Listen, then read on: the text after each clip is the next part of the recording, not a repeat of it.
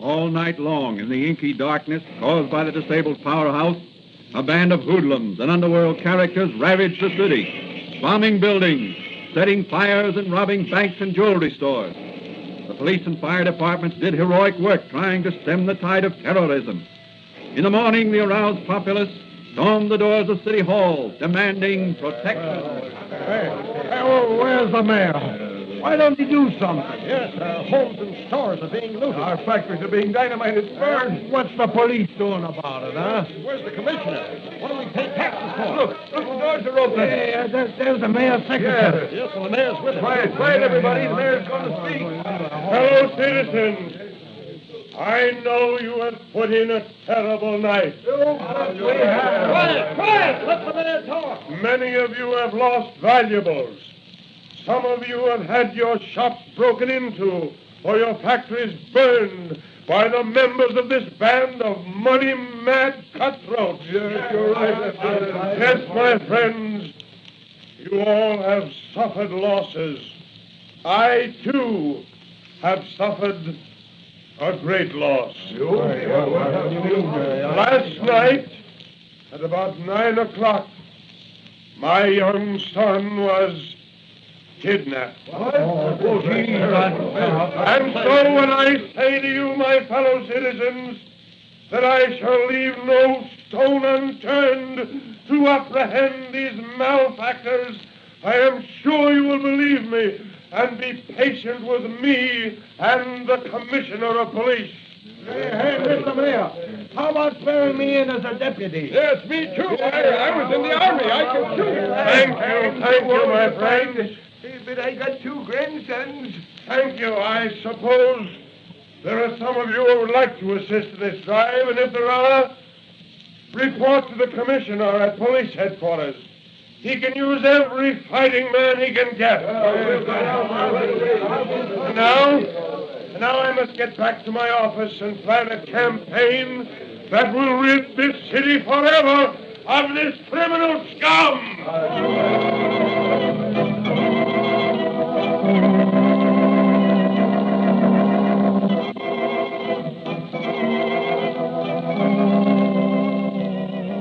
Throughout the city, the movement grew to join with the police in running down the dynamiters, arsonists, and robbers.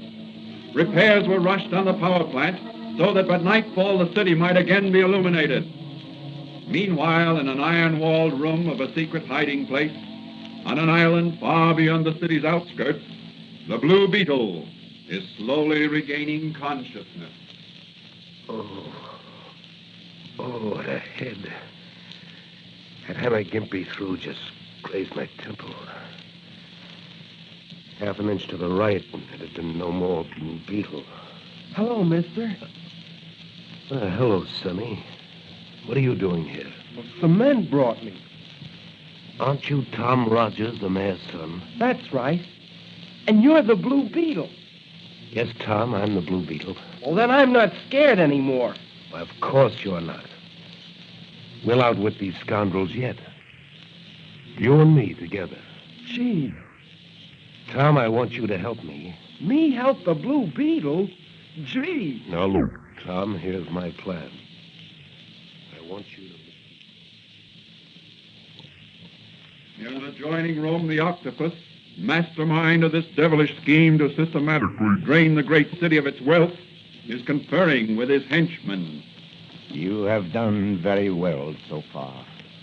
We already have $500,000 in cash and many jewels worth fabulous sums.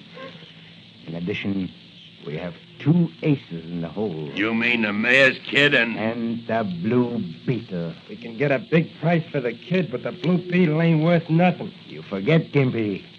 He wears a suit of impenetrable blue chain armor that is flexible as silk and stronger than steel. So what? With that armor and the magic ray, I can become the Blue Beetle. Gee, Chief, then you become invulnerable like the Blue Beetle. Exactly, Gimpy. But first, we must dispose of... Oh, that kid's crying again. Go in and make him shut up, Muggsy. Okay, boss, I'll shut him up. What's eating you, kid? There's a dead man over there on that cot. Don't tell me the Blue Beetle's croaked. I'll have a look. The Blue Beetle.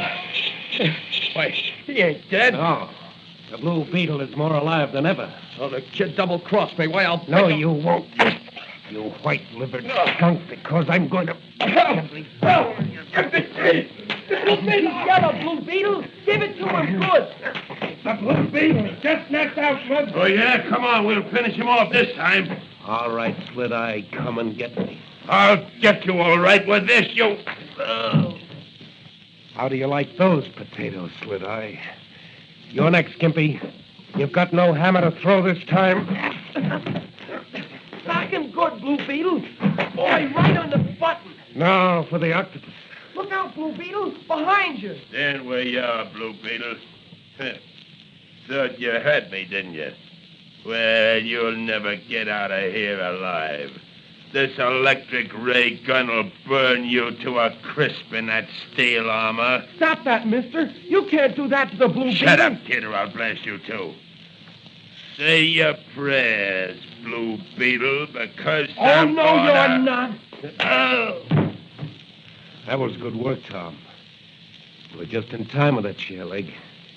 Pick up that electric ray gun. We'll go after the octopus. Right with you, Blue Beetle. Now you stay in back of me. I don't want you to get hurt. Here we go.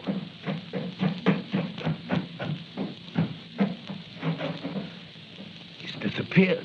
There he goes. Look through the window there. See him? He's running to the dock. Yes, he's getting into an outboard motorboat. Come on, let's go. Oh, gee. He got away from us. Not yet, he hasn't. Well, what are you going to do? Take off my armor and swim after him. Can you swim fast enough to catch him? This is one time I'll find out. Here I go. Gee, look at him go. Oh, boy, can that Blue Beetle swim. The octopus is shooting at him. The Blue Beetle's still swimming after the boat. He's gaining. Boy, can he swim. He's gaining. The octopus is out of bullets. The Blue Beetle's gaining on him all the time. Boy, he's caught the boat. He's climbing in the stern of the boat. No, he's turning the boat over. There goes the octopus right into the water. I can't swim. Gee, the octopus can't swim. He's calling for help. Look at the Blue Beetle. He's diving under the upset boat. Now he's turning the boat over right side up. Gee, Mr. Blue Beetle is sure strong. Now he's going to rescue the octopus. Look at those strokes he takes. There, he's got the octopus. He should have let him drown. He's hauling him up into the boat. Now he's starting the motor up. He's turning around the boat, and here he comes. Boy, oh, boy.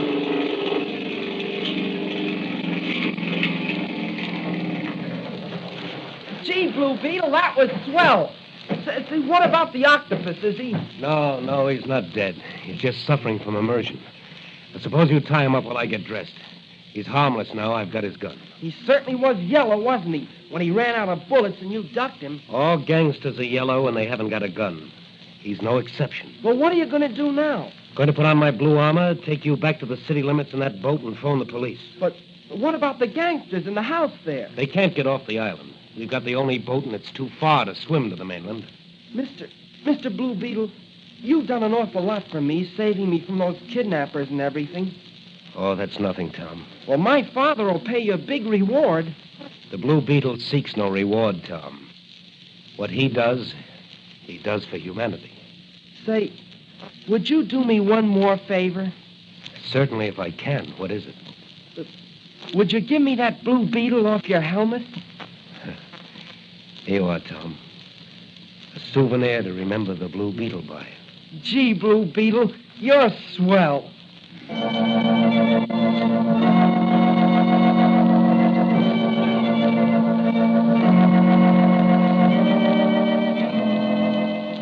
And so the Blue Beetle brought another gang of criminals to justice, turning them over to the police but himself remaining hidden behind the disguise of the Blue Beetle. Later that day, after setting Tom, the mayor's son, ashore at the city dock and phoning the police where to find the octopus and his cohorts, he disappeared as the Blue Beetle to turn up later at Dr. Fran's little apothecary shop as Patrolman Dan Garrett.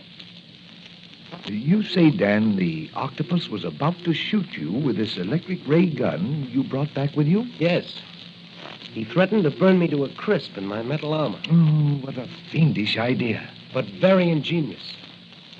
I'd have been roasted alive without a clue as to the cause of my death if it hadn't have been for young Tom Rogers sneaking from behind and knocking Sled-Eye out with that chair leg. Yes. Well, I'd better invent a non-conductive lining for your Blue Beetle armor, just in case you run into another electric ray gun. That's a swell idea. You know, Doc, if I had the... Just a minute, Dan. Hello? Hello. This is Manigan. Is Danny there? Yes. Just a minute. It's for you, Dan. Oh, thanks, Doc. Hello, Dan Garrett speaking. Hey, Danny. You're wanted at police headquarters immediately. Me and you have got a swell new assignment. Oh, yes? Where? Out at John Doe's carnival. Well, what's up? Some slot machine racketeers are trying to make John Doe install some crooked slot machines. Okay, Manigan, I'll be right over. I've got to get going, Doc. It's a new assignment. Never a dull moment in this business. Well, you said you craved action. Yeah. Well, so long, Doc. I may be seeing you tonight.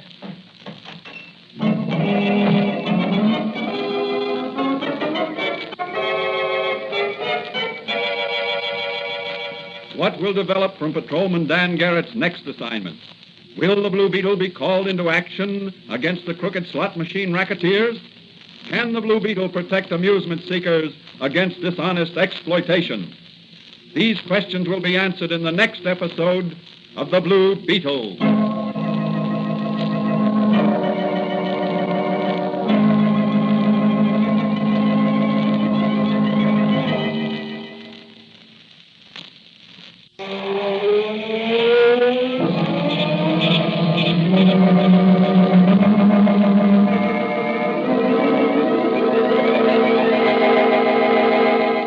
The Blue Beetle is a copyrighted Fox feature appearing in Mystery Men Comics magazine and the Blue Beetle magazine, on sale at your newsstand. The Blue Beetle is on the air twice a week on this same station. Consult the broadcast schedule in your local newspapers. And don't forget to listen in to The Blue Beetle.